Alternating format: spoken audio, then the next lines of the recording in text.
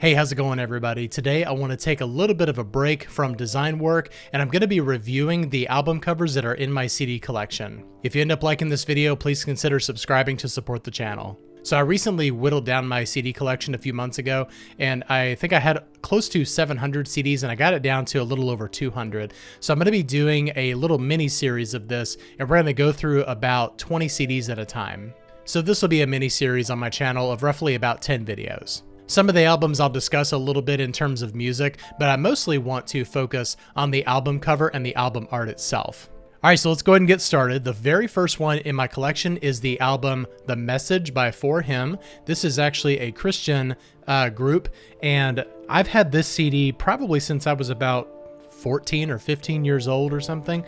And the thing that I've always liked about this album cover is that, it's just the guys, just kind of standing there and everything, looking super cool in their 90s posing and everything. The guy that's at the foremost camera, I don't know any of their names. I just know the music, but he's got the coat on and everything. And this is always something that kind of makes me laugh. It's like you've got the one band member that's looking at the camera, or maybe two band members looking at the camera, and the other two is like, one's looking down at the floor, one's kind of looking off contemplatingly into the distance and everything. The whole vibe of the photo, like, I get it, it's there, and I don't think they were really going for that. I think that was just kind of like, let's take some pictures of the guys. In terms of the typography, I mean, it's very 90s. I'm not the biggest fan of it, but it's like we've got this kind of grungy distress type of type going on here, and it's definitely not in line with the type of music that this is. So really the photo is fine, but I probably would have changed the type on it if I were the type designer on this.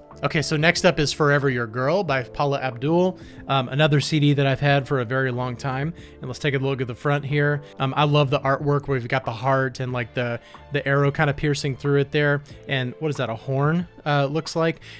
I love albums whenever they take like an emblem or they design something that's very original to this specific album, and they've done a really good job with that. The typography is actually really good. However, I don't know if I would have chosen the red to kind of overlay on top of her blonde hair. I think that it kind of gets a little bit lost in there. The photo is totally fine, but I think the type kind of gets a little bit lost. But I think that overall, this does a really good job of kind of representing the feel of the album itself.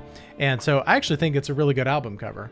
Next up is Spellbound by Paula Abdul. Now, between the two, this is definitely my favorite album. I love this one more than Forever Your Girl, and I think that the album cover definitely represents the feel of this album. I love that photo. It's very like mysterious, very cool looking. It's, like there's a lot of things that you can look at in here. And then also the typography, as far as I know, this font does not exist. This is not a real font. This is probably original lettering. One of the things that can kind of attest to that is the fact that you've got two L's next to each other and they're both different from each other. That's not to say that there are fonts that can't do that, but it's most likely original, and I've never actually seen this font anywhere else before. And kind of like as a bonus, I really like the back cover of that as well. I've always found the artwork on this album to be kind of mysterious, and the whole album really, even though it's like a pop/New Jack Swing album from the early 90s, it always had that type of mysterious vibe to it. And I think that the album art really lends to that very well. And looking through the booklet, there are no additional photos of her. So I think that it kind of lends to the overall mysterious vibe to the album. Even if they weren't necessarily going for that, I think the artwork really perfectly captures the music that's on the disc. All right, so next up is the album Blue Rev from the band Always. This is a shoegaze-ish band, depending on who you ask. It may not be 100% shoegaze, but I definitely hear a lot of it in there. This album cover is very interesting. I remember when I first saw this, I was like, okay, is this the band? Because I wasn't really familiar with this band at all. I had heard of them, and I had heard some of their music and everything, but I wasn't familiar with them enough to know whether or not this is the band. And even at the time of this recording, I'm actually pretty sure this is not the band.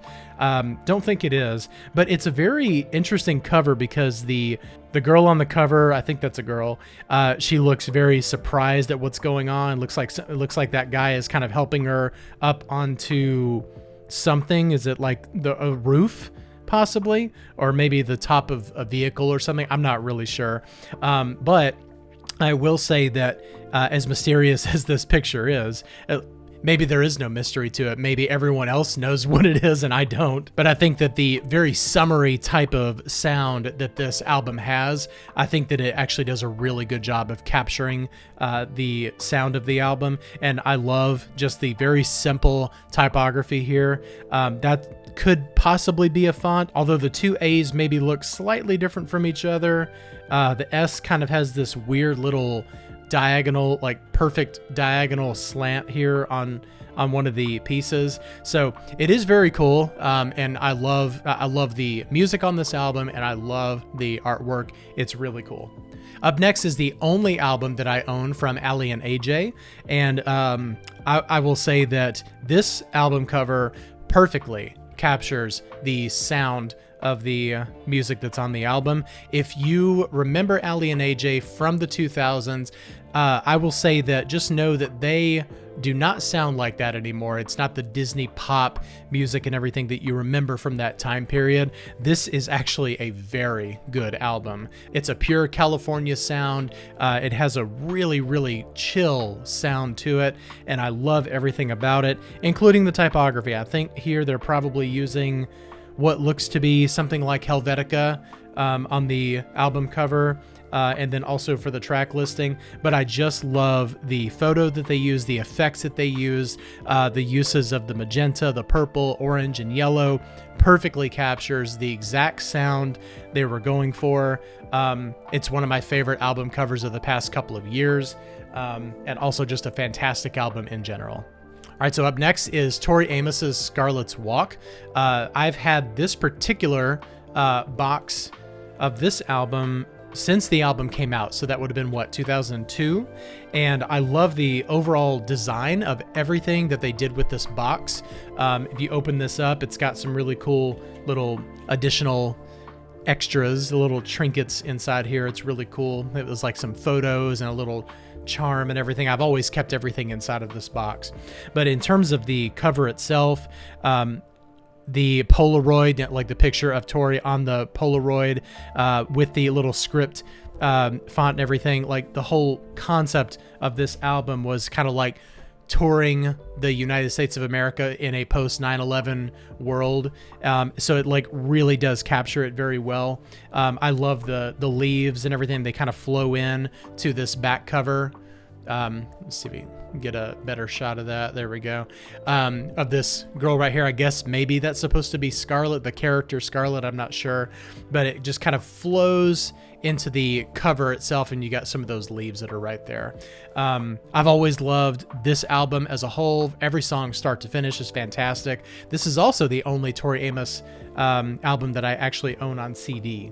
So, but I love it, and I love the cover. Up next is one of my favorite films of the 90s, Angus. The soundtrack is just as good as the movie, in my opinion.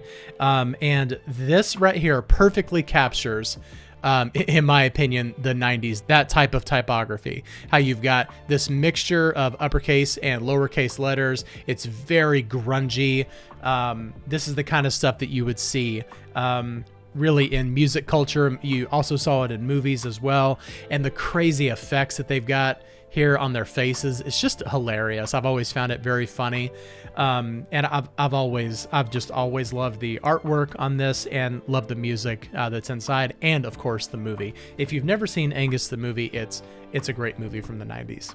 Next one up is Artificial Joy Club, Melt. If you are a 80s baby and 90s kid, you might remember this. They had one really big song in 1997 called Sick and Beautiful, and I've always thought this album cover was really cool. It came out around the same time as That Dog's Retreat from the Sun, and so I always kind of put these two albums next to each other in terms of album cover companion pieces, because they're both up-close shots of an eye. And as far as the typography goes, I think that it's fine in terms of what it represents. I think it would have been even cooler if it was possible to leave the name of the band and the title off the cover of the album. But you didn't see too much of that, especially in the more mainstream alternative rock that was going on at the time.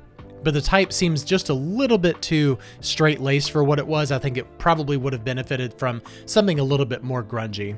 Okay, so these next 9 are all from the same band, but I'm gonna try to do my best to not talk too much about each individual one and go through and give them the time that they deserve. First one up is Astro Bright, the 8 Candy EP. I have always loved the designer, whoever designs the album covers, if it's one person or multiple people, whatever it is, their ability to capture the sound and the vibe of the album, whether or not they're doing something super simple or a little bit more complex. But this album cover is literally just a pink cover with a very simple vertical oval. And it's using most likely Helvetica, could be Arial or something that's kind of similar to those two fonts. But the vertical oval is obviously meant to represent candy, and it does a very good job with that. And then when you flip it over on the back, I love this. You flip it over on the back, this is pink, and this is blue, and these two colors right here are very candy-like, and I just love how they did this here. And I'm also pretty sure that the original release had the white jewel case insert right there. So hopefully I do have the original jewel case with that little inlay. And the back cover is the exact same thing. It's got everything, I think it's in Helvetica most likely, and everything is just super simple. They definitely took like a Swiss style type of approach here. And overall, I love it. I think it's fantastic. And of course, the EP is great as well. All right, up next is Crush by Astro Bright, and this is a very interesting cover because the cover from the front and the cover from the back are exactly the same, except the colors are inverted. And the way that they have this here, there's no actual tray inlay right here, so you can't really tell what this album even is unless you open it, because the name of the band and the name of the album is right there on the cover. Sorry, that's upside down there. And then also right in here, we've got this little grid of squares right here. And just as a designer, like, I freaking love this. It's so cool. I love everything that they've put together in here. One thing I will say is that when you look at the entire album, the packaging as a whole, like this is all very organized. This is very organized. These little squares in here, like you've got, man, this is hard to see. All right, those little squares right there, and then the squares on the inlay right here. And I'm pretty sure when you open this up, I don't even know if there's anything in here. Let's see. Yeah, it's not even a booklet. It's literally just a sheet. Right here, this isn't very organized. It's kind of chaotic a little bit. Of course, that could be intentional. It could be that everything around it, you know, like it's kind of symbolizing order. And then when you go into actually listen to the music, it's just nothing but chaos. It could be those squares that were, you know, all organized and everything. They're all just kind of falling apart and shattering and falling down. Maybe I'm reading way too much into that. But overall, I love it. I do think it maybe could benefit from having Astro Bright on here somewhere, but it's totally a creative choice and it's fine with me. All right, so up next is the album Pink Shiny Ultra Blast by Astro Bright, and I do have the OBI strip out there for all you geeks who are into that kind of thing just like I am. This is the album where the shoegaze band Pink Shiny Ultra Blast got their name from, and one thing I will say about this is that it totally breaks the trend of the very simple and minimalist album covers, because we've got some chaotic stuff going on here. It could be a very abstract type of thing. I mean, like when I look at this, it looks like maybe a bird or a swan or something like that. And I love the imagery on this, and the back cover one is really cool too. Hopefully you can see that. But yeah, this is like, it's kind of like this blue and pink stuff going on, and the front cover has the purple, pink, and yellow.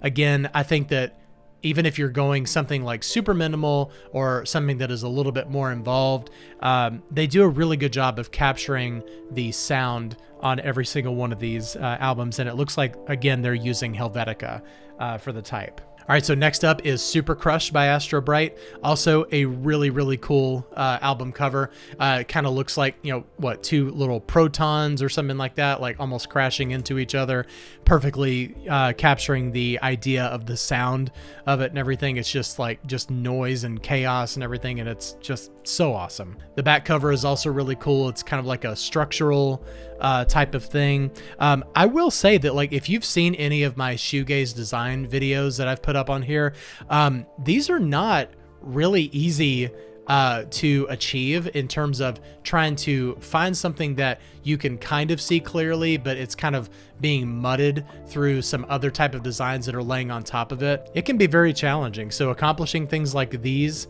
right here, not always as easy as you think. But again, they are using the same font, Helvetica right there through the entire thing, which is another creative choice. Totally fine with that. Helvetica is always a safe option. Next up is White Noise Superstar, and this is one of my favorite Astro Bright albums. I just love it so much. It's probably, in my opinion, from what I've heard, it could possibly be the heaviest one in terms of just the constant noise. Like when you first put this album on, it is just noise from the very beginning, and it is almost impossible to kind of discern what's going on underneath the noise. And the album art right here, the front cover is not as risque as the rest of the album art. If you want to see what the rest of the album art looks like, check out Discogs. I'm not going to show it on here. But right here, we've actually switched from Ariel from their other releases to Avant-Garde. And I think that's a really cool choice for this. And I do believe that the official logo uses Avant-Garde as well. So this could be the start of when they were actually using that logo going forward. All right, next up is One Hit Wonder by Astro Bright. This is absolutely crazy in terms of everything that's on here. It's just, it looks like a series of drawings kind of overlaid with each other. And they did go back to Helvetica right there. It's very interesting for that. Although this is a compilation album, it's not necessarily a studio album. And the back cover of that is also really cool. We've got some like really high contrast inverted imagery going on here. And there are a lot of things to look at throughout this entire set. And it even comes with this little insert that's really cool. It's got the little astronaut. I have seen the astronaut Astro Bright shirt before. I don't own one myself, but they're very difficult to find. And Astro Bright likes to tour around the Chicago area, and they don't really branch out that much, Scott Cortez. Yes, I'm the guy saying come to Nashville, so come to Nashville. All right, next up, this is going to be a difficult one for you to see, but this is All the Stars Will Fall by Astro Bright. This one is my favorite Astro Bright album. It is so good, and I love it so much. It's one of my favorite albums to fall asleep to. I probably fall asleep to this album more than any other album that I can think of. And here's the back cover. It's just Astro Bright, All the Stars Will Fall. If you've never heard the CD version, I definitely recommend trying to get a hold of one. They're very hard to find because it has, I believe, 5 additional tracks that you don't hear on streaming, and they're just so good. They perfectly tie in with the rest of the album, and it just takes what's already an incredible album and just adds so much more to it. I believe that it comes close to an hour long, or maybe a little bit past an hour long once you factor in all those additional tracks, but it's just so good. Oh yes, and I'm supposed to be talking about the design of the album, not just the music, but the album cover here. It's very, very interesting. My daughters are actually scared of it. They say it looks like a monster attacking. I think it has some very Stranger Things type vibes to it. It looks like the big giant monster in the sky, and it's just perfect. I love it. I love everything about it. This next one up here is from Astro Bright as well. This is Starless, and this was never actually released on CD, but I bought the MP3 files from Astro Bright's Basecamp and made my own CD of this. And let's see, did I do? Yes, I also did a little CD cover as well. This is just one that I had to listen to on my stereo system because it's just a great companion piece to All the Stars Will Fall. And I guess I can rate the artwork because I didn't design this. They actually do have their own design for this album, or for this companion piece. So I just took it and put it on some paper there. But it's very similar to All the Stars Will Fall, so I think that they work really well together with each other. All right, this is the last album by Astro Bright. This is Deluxer. This was the last one that they released, and it looks like they are also using the same font that they used in All the Stars Will Fall, and it's probably 20th century. It looks like that. And again, we've got this very chaotic, very unclear type of image that's on here, and I love the small type with it. It just works very well. Really, it works well for everything they do. They do not have a bad album, and they don't have a bad album cover, in my opinion. All right, so we're done with Astro Bright, and our next band is also a shoegaze band, and that band is Blushing, and this is a double EP CD. On one side it has Tether, and on the other side it has Weak. And in terms of the design, I love the photo that they have on here. This is very reminiscent of the 90s 90s for me, although the colors are a little bit more pale. And then them laying on the type over the tiles there, that's actually a really cool choice. And they balance out that handwritten font with a really nice clean sans serif, and I think they do a really good job of that. Then flipping it over to the other side for Week, we've also got like this kind of paint type of typography going on for the band name, and I love how it's also kind of descending as it goes through the name. And we've also got like a paint / handwritten thing for Week. I love that the type seamlessly works its way into the artwork here. The artwork is really cool. The color brown is not something that you see a ton of on album design covers, so I just think it's a really cool, unique choice. And if you haven't listened to Blushing, definitely check them out. They have a new album coming out in a few months. All right, next up is the album Blushing by Blushing. This is the self-titled album, and the album cover artwork here, very, very cool. Just a really cool collage of all kinds of different photos that were put together for this. A lot of layer styles being used in Photoshop. And from what I can see here, it looks like there's possibly somebody's hair right here in the kind of lighter areas right here, with some really cool abstract type of paintbrush type of imagery that are all being overlaid on top of each other. And I love the fact that the blushing is right down there in the bottom right corner, all caps, nice clean type to balance out the chaotic artwork here. Just really cool overall. And I love that the back cover is a very nice extension of that front cover. And yes, I also have the OBI strip for that. All right, the last album for this video is going to be the album Possessions by Blushing. This one right here is one of my favorite covers of the past couple of years. I just love the continuous color palette, the fact that it's got that little crossword design going from the top left to the bottom right.